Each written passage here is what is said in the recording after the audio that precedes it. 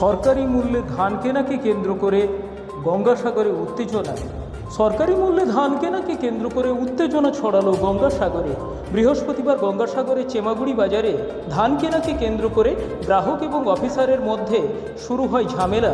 ধান বিক্রেতাদের অভিযোগ, যে পরিমাণে ধান কেনার কথা ছিল সেই পরিমাণ ধান নেওয়া হচ্ছে না, অথচ অনলাইনে নির্দিষ্ট পরিমাণ ধান কেনার কথা উল্লেখ রয়েছে। গঙ্গাসাগরের বিভিন্ন জায়গা থেকে বৃহস্পতিবার চেমাগুড়ি বাজারে সরকারি বিক্রয় কেন্দ্রে ধান নিয়ে আসেন কৃষকেরা, কিন্তু নির্দিষ্ট পরিমাণের বেশি ধান কিনতে অস্বীকার করে অফিসার। তখনই শুরু হয় ঝামেলা। কৃষকরা ধান নিয়ে বিক্ষোভ দেখাতে শুরু করেন। ধান বিক্রয় কেন্দ্রের অফিসার কুতুবুদ্দিন নস্কর জানান, পর্যাপ্ত পরিমাণে গাড়ি না থাকার কারণে অধিক পরিমাণে ধান নেওয়া হচ্ছিল না।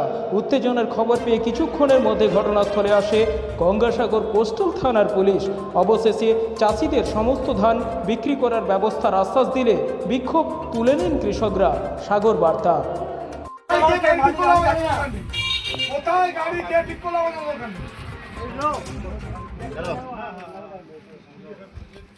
ধান ধান নেবে বলেছে ওরা।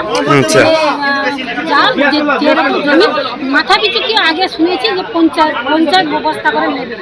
আচ্ছা 50 বস্তা করে কি অখন নিবে কইলা অখন আসছিল কয়টা যে 20 বস্তা 15 বস্তা আগে একবার আগে দিয়েছি 34 বস্তা। এখন বলছে যে আগে 30 বস্তা নেবে, এখন বলছে যে 15 বস্তা নেবে। আমরা চাইছি যে 30 বস্তা হয়েছে, 30 বস্তা দেবো। বাড়ি কোথায়? রাজপুর। আমি যখন 4টা ডেট আমার ফেল হয়ে যাওয়ার পরে আমি আজকে যখন নাম লেখাতে এখানে পৌঁছে যাওয়ার পরে দেখছি 10 বস্তা 15 বস্তা 5 বস্তা করে ধান নিচ্ছে। এবার কারোর জমির পরিমাণ চাইছে। এবার আমি 4টা ডেট ফেল হওয়ার পরে আমি কাগজটা দেওয়ার পরে আমি বললাম যে স্যার এটা আমার কত বস্তা ধান হবে। সে লিখে নেওয়ার পরে বলছে আমাকে 20 বস্তা ধান। আমি বলছি কেন, অনলাইনে তো আমাকে দেখেছি 30 কুইন্টাল ধান, 50 বস্তা ধান নেওয়ার কথা। না, এটা হবে না। শেষ পর্যন্ত আমাকে 30 বস্তা ধান নেওয়ার সময় আমি বলেছি আমাকে 50 বস্তা ধান করে দিতে হবে, নাহলে এখান থেকে যাবো না। যাই হোক একটা হবে, হয় ধান যাবে না হলে বন্ধ হবে।